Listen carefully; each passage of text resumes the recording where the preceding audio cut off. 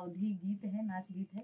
आप लोग सुनिएगा, वीडियो को फुल वॉच करके देखिएगा, बहुत मजा आएगा। बहुत प्यारा सा गीत है। मुझे अभी सुनिए तो भाई ये शर्माए जाता है और अपना प्यार दुलार आशीर्वाद दीजिएगा।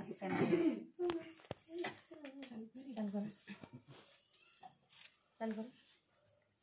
काहे मचावे लुरार हो सुना हमारी जेठानी, काहे मचावे लुरार हो सुना हमारी जेठानी, हमारी जेठानी हो हमारी जेठानी, हमारी जेठानी हो हमारी जेठानी, काहे मचावे लुरार हो सुना हमारी जेठानी, काहे मचावे लुरार हो सुना हमारी जेठानी।